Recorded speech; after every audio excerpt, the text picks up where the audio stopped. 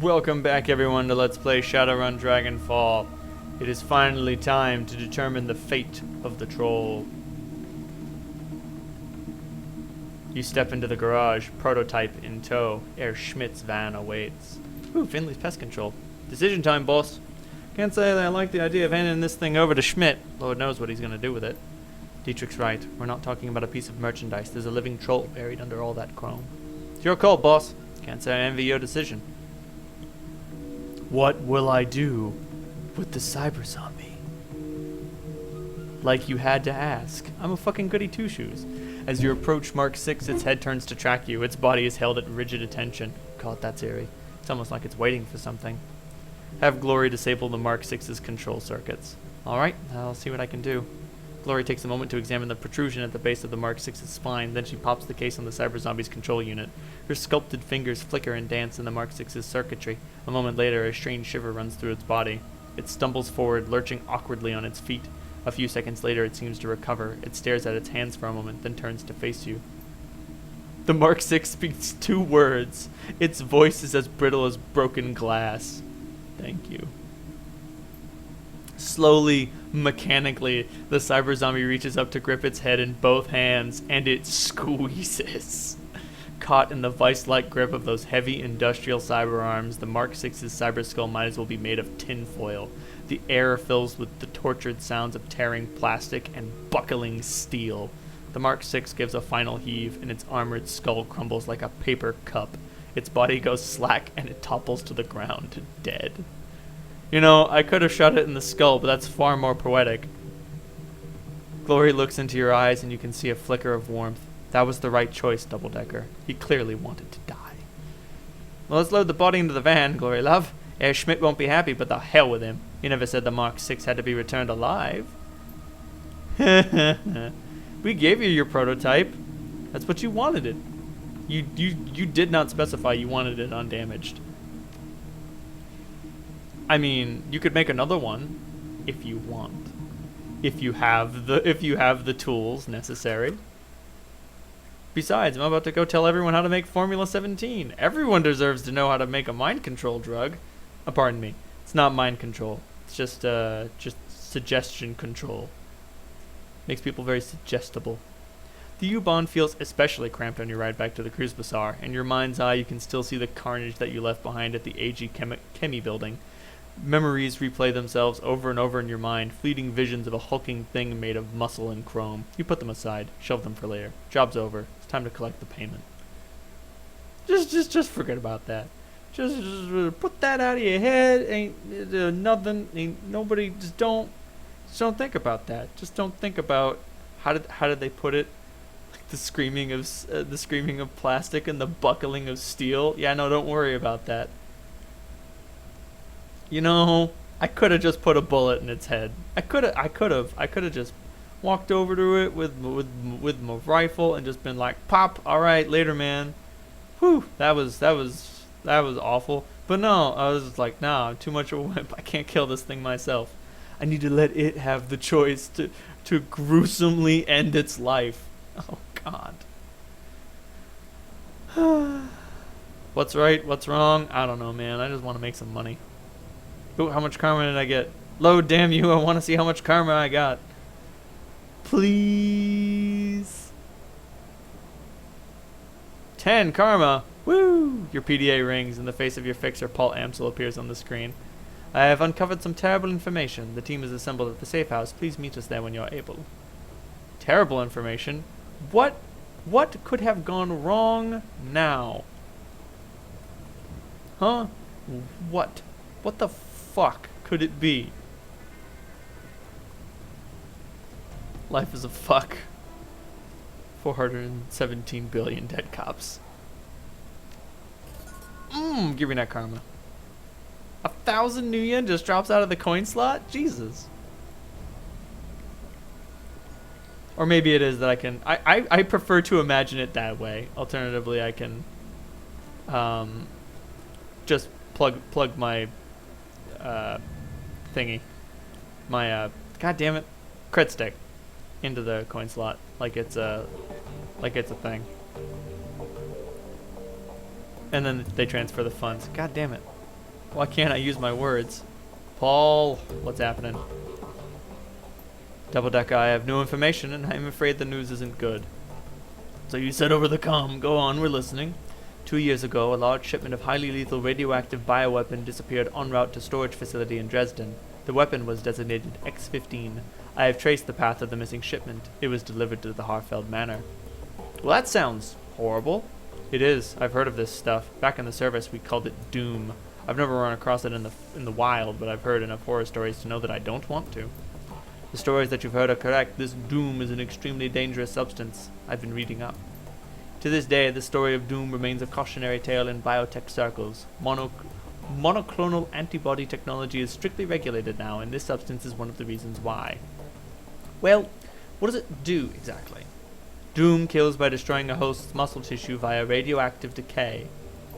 Each individual Doom antibody is bound to a radioactive bismuth-212 isotope. When introduced into a host, these antibodies bind to surface-level muscle tissue. The tissue is then killed with alpha radiation. This process repeats itself until the host wastes away and dies. Jesus. I've heard that Doom was deployed in a couple of border skirmishes back in 41. After seeing what it did to people up close, the UCAS passed a unilateral ban on this stuff. If that doesn't tell you how bad it is, nothing will. Okay, so I hesitate to ask, but what would a dragon want with this Drek? Nothing good. That much goes without saying. This development worries me, Double Decker. It worries me greatly. Well, why would a dragon stockpile bioweapons? In my book, that doesn't change anything at all. I mean, it's up to stakes if the Fire Wing's allowed to carry out her plans, whatever those might be, but we're going to stop it before that happens. It was my plan. That was always my plan. As far as I'm concerned, it's still the plan now. I agree with Dietrich. We need to focus on what's in front of us. Whatever the dragon's larger plans might be, the fact is that she is after us. We shouldn't let ourselves get distracted by anything else. Yes, I concur. For the time being, we must continue forward. And that means you must continue working towards raising Alice's fee. I'll leave the matter in your capable hands, Double. When you've acquired the necessary funds and are ready to head back out to the Rabbit's Hole, let me know. From there, we will discuss our next steps. Good. If you need me, I'll be prepped for the next run. Right behind you, love. Dietrich casts a backward glance at Glory. If any of this has any impact on her, she doesn't show it. Come on, Glory. Let's go.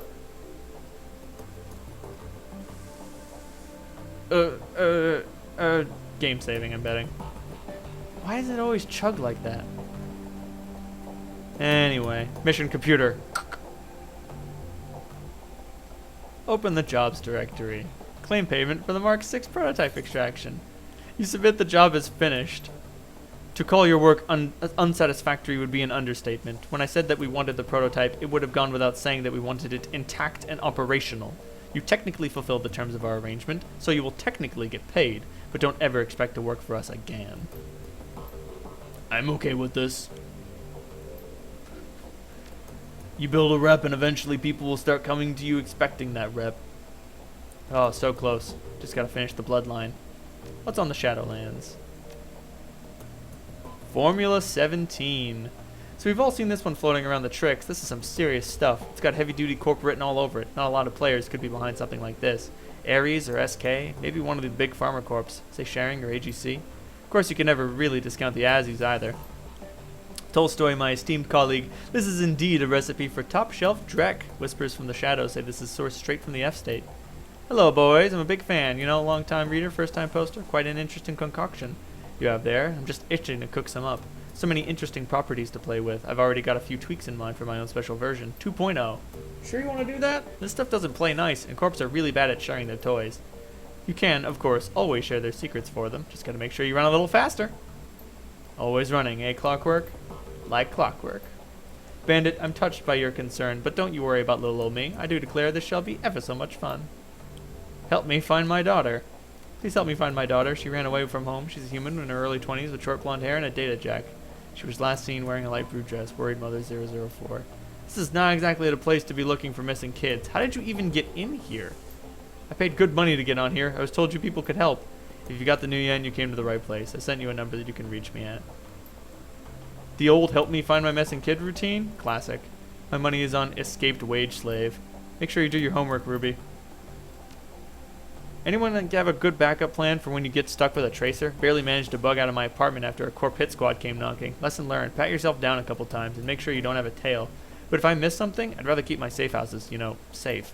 I've had good luck with RF blockers. I have a jamming grid set up near my safe house. It projects any signals to a few miles away where I've got some cameras placed. When someone shows up there, I know they were trying to find me. Then I do a thorough sweep to find the tracker. Sharp. How long does that go on before they give up? Usually rule of threes. I keep reprojecting the signal to different locations. In my experience, they give up after the third one is a dead end and stop listening to that RF signal. Huh. I'll keep that in mind. Oh, do I have any pay data still on? Pharma AG chemical research data. 387. Yeah, whatever. Anything else? Anything else? Nope. All good from here. Eager. What's happening, Eeks? Double Decker, this isn't the best of times. Any thought on the last run? I'm not gonna lie, Double. This one was gonna stick with me for a while. What they did to that troll was sick. This is probably gonna surprise you, but I'm happy that the Mark 6 is dead. Yeah, Air Schmidt was pissed, and sure, our reputation got dinged. Neither of those are good things, but I'll take them over a part of whatever they were doing any day. Walk out of the run with a clean conscience is a rare pleasure. Savor it while you can. So, what's got you on edge? This. The image that greets you is a holopic of a rail-thin orc with jet black hair. Who am I looking at? His name is Yuli Kozlov, but he's better known by his handle, the Engineer. He's a mercenary, ex-Spetsnaz, one of the best in his field. I ran up against him in my KSK days. So tell me more. His specialties are social engineering and wet work. In practice, he spends most of his days paving the way for organized crime syndicates to seize new territory. He sets up bribes, takes out key members of the opposition, and forges alliances with existing street gangs, all of the groundwork that a syndicate needs. He's extremely bad news, and my contact spotted him in Shatnest. That's a little too close to comfort. Exactly. I've seen what the Engineer can do up close. My KSK unit tracked him for years. I had him in the sights of my rifle, but I was ordered to hold fire. We couldn't afford to give away our position. To this day, I regret obeying that order. I saw what happened to the town he was softening up after the syndicate moved in. Double, I have to stop him before it's too late. Whatever happened to that town, it can't be allowed to happen again in Shatnest. Agreed. Do you know who he's working for? Safest bet would be a Russian syndicate, but there's no telling. His client list is longer than you'd expect. Got any examples? Well, I know for a fact that he's worked for mafia groups, operating inside and outside of Russia, and he put in a lot of time with the Lobachevsky syndicate. He's taken contracts with the Triads as well. My contacts tell him that he's even done a few jobs for the Taminus. That's a hell of a resume. Yeah, it is. So long story short, I'm going to have to step out for a mission or two. I know how important it is that we resolve the Fershwin situation. I get it, but I can't just sit back and let this happen. Right. If the Cruz Bazaar is at risk, this is too important a job to rest on the shoulders of one person. I'm going with you. End of story. Alright, fearless leader. You're right. I could use this help, but the others, they can't know about this. This is going to have to be a quiet job. 2 people, max. You sure you're prepared for this? If you can't hold up your end, I'm better off on my own. Don't worry about me. I'm solid. Yeah, I know you are. Grab your things and meet me at Dare Vinekiller. I've got a contact who's going to join us there. Then we can help us figure out our next step. What's Dietrich got to say? I love Dietrich. What you need, boss? Any thoughts you care to share about the last run? There was nothing about that run that didn't disgust me. What they did to that troll wasn't right, boss, on any level. I don't care what anyone else tells you. You listen to me, Double. What you did, killing that thing, it was the right call. Yeah, it cost us some doing, but letting that thing live would have been a travesty. Back when we took on Humanus, you said that you'd fought in the Night of Rage. How'd that go down? Alright, boss. You can talk about it. So I heard you mention that Berlin's punks and anarchists joined forces to fight off the racists, right? And after a long, bloody fight, we beat them. What I didn't mention is how I figured into all this. I'm an anarchist at heart, always have been. But at the time, I fit squarely into the punk camp. I was 32 at the time.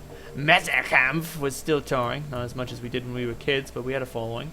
I guess I was sort of like an elder statesman for the scene. When we rallied to fight the racists, my followers came along for the ride. A bunch of young kids, all full of piss and vinegar and the immortality of youth. I was full of that good old Dragon Slayer spirit, pissed off and itching for a fight, so I led those kids into the fray. They waded into the riot right alongside me, yelling and screaming with their fists in the air. I don't remember a whole lot of that night fight myself, boss, but I do remember the aftermath. A lot of kids that followed me had grown up listening to my music. They had all my attitude, Double Decker, but none of them had my magic. Youthful enthusiasm is no defense against a knife or a handgun. I left the punk scene for all the reasons I told you, boss, but there was a bigger reason. I saw it in those kids' broken bodies. This road that I'm on, it leads to the grave. I've got the power to make it a leisurely trip, but make no mistake, it's where I'm headed. Those kids tried to follow my footsteps, and they wound up sprinting ahead of me instead. Better for me to stay out of the public eye and stick to the shadows. My stint as a role model was ill-advised. Put any thought into what I said earlier? Yeah, boss, I have. It's an interesting idea, but there are risks. I'm thinking that this might not be the best times to approach him about. He's a source of my magic, remember? If our discussion turns into an argument, he could take all that magic back in a heartbeat, and then where would we be? From what you've told me about the Dragon Slayer, I don't think he'd like the way you're talking. Since when has he ever encouraged you to back down from a fight? You got a point there, boss. He wouldn't want me to back down ever. Not even from him.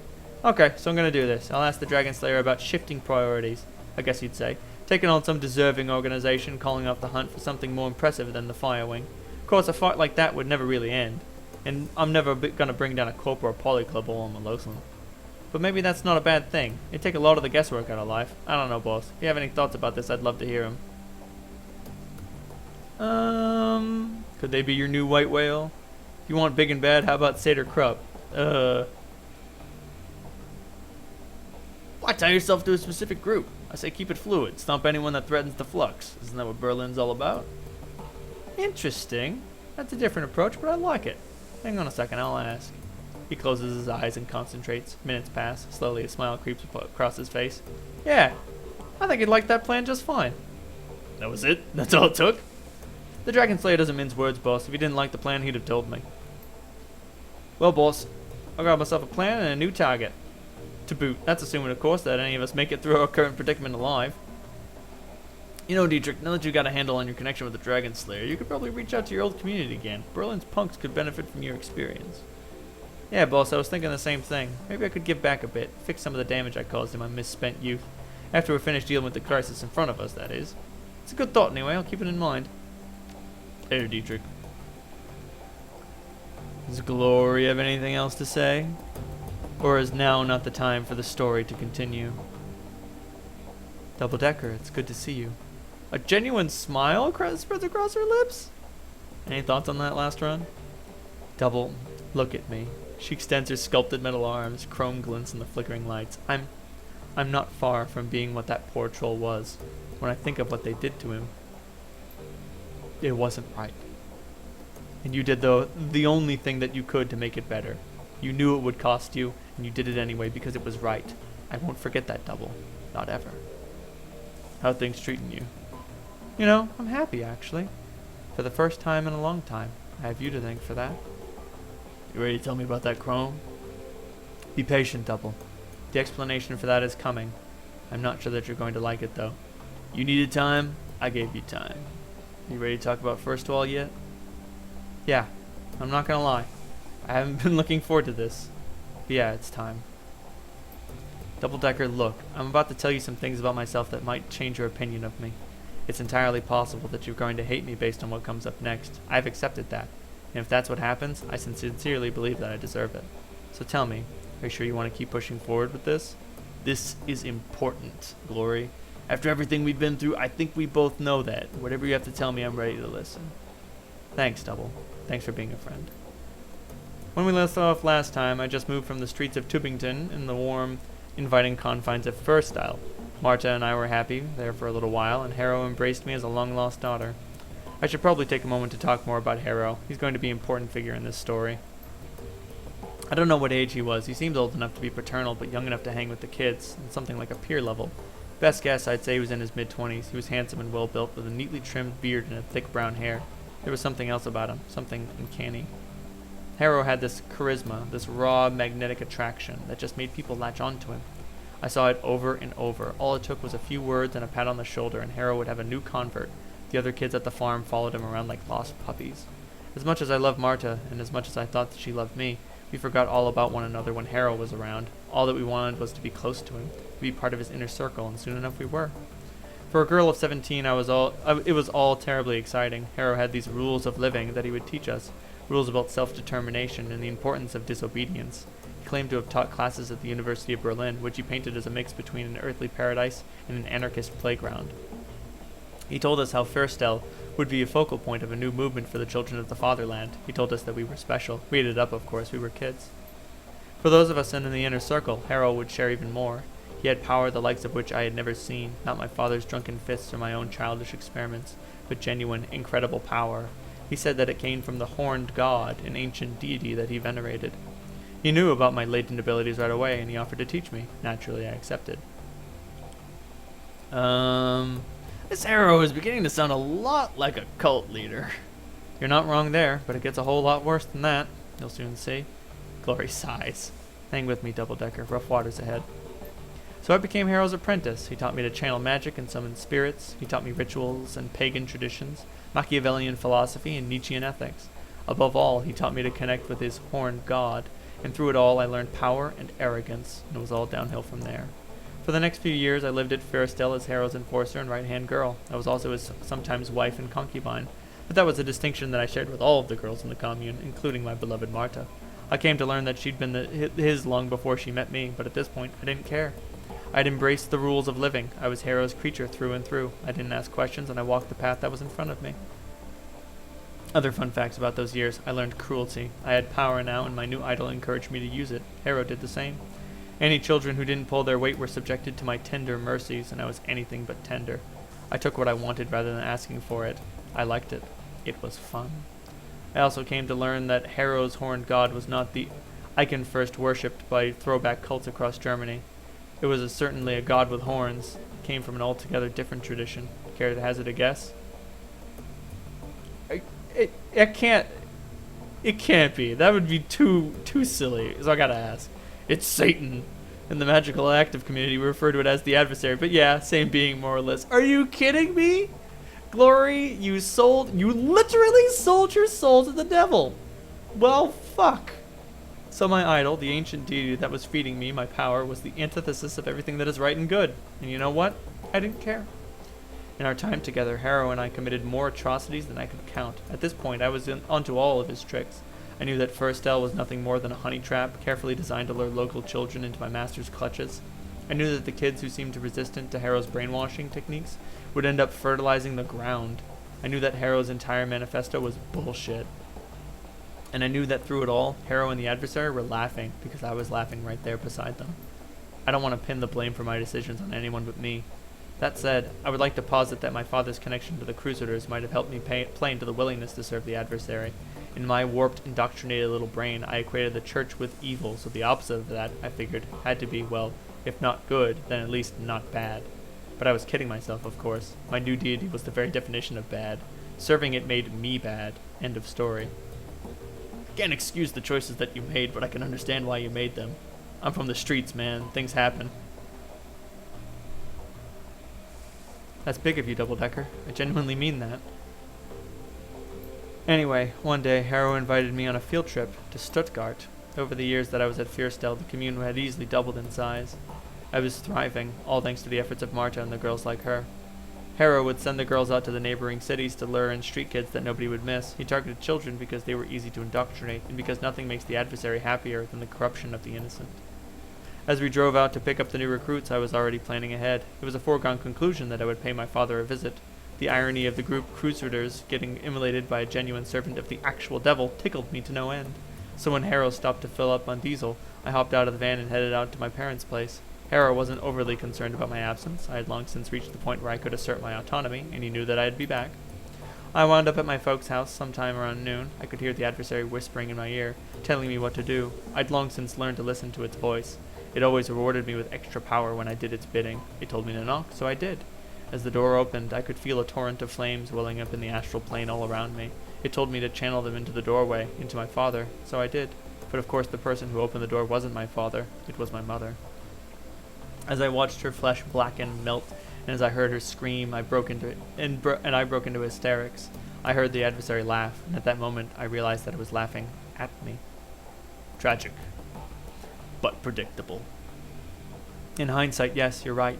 It was inevitable that this would happen.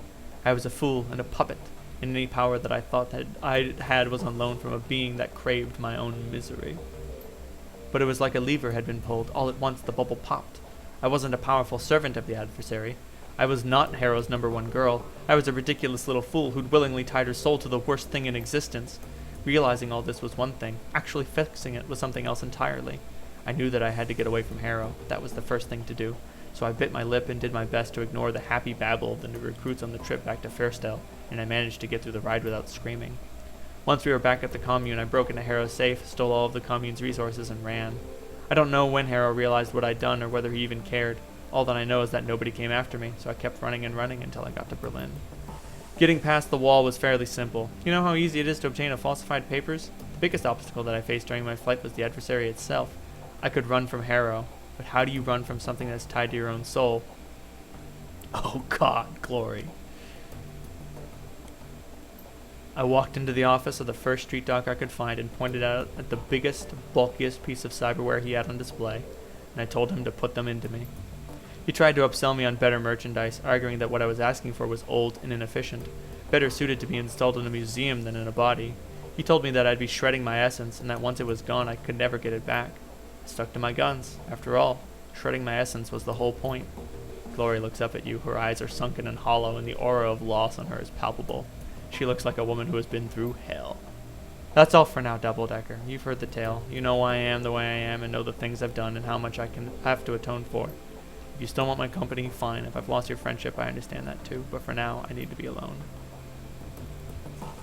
Well, shit. So yeah, when a mage loses essence, they lose their ability to cast spells and communicate with their astral companion. But that's exactly what Glory wanted. She drove the adversary out of her body with nothing but with pure steel. At the sound of your approach, Blitz stubs out his cigarette. He gives you a curt nod. Double, I'd offer you a smoke if that was my last one. Any thoughts on the last run you'd like to share? Mark 6 was an incredible piece of engineering. Never seen anything like it before. And the fact that it was rigger enabled, oh man, the potential ramifications of this technology is staggering. It's a pity that we had to kill it. I mean, yeah, I get it. It must have been horrible for the troll that they installed all that stuff into, but it was a thing of beauty all the same. God damn it, Blitz. Ganger through and through. So how'd the whole Emily situation work out? Turn up anything new? Well, yeah, sort of. It's mostly speculation, truth be told. So is she working for the Azzies or what? I don't think so, but I do have a new lead. After our talk, I went wading into all the Aztechnology Matrix hubs that I could find. Nothing too deep, don't worry. I didn't want to set off any alarm bells, but I had a hunch that if I poked around long enough, I'd find something that might lead me to Emily. Sure enough, I did. A message from the genuine article herself. Wow, to be honest, I didn't think you'd find anything. Oh, ye of little faith, word to the wise, Chief. When Blitz is on the job, you should always expect results. I can tell you what the note said if you want. It said, and I quote, "Lay off, Blitz. I told you to leave me alone. You've shown admirable self-control over the past year. Please don't give up on it now. I'll be back when I can, if I can. Until then, keep away from me for both of our sakes." So I found her, and she wants nothing to do with me again. No explanations, no apologies, just a verbal pat on the head. I've shown admirable self-control? Really? She makes it sound like I'm a toddler or something. So she'll lay off? Hell no, I wasn't going to stand for that. Where did she get off, stealing from me and then acting like it was my fault? I tried to trace the message like any good Decker would. I know your use of the word tried.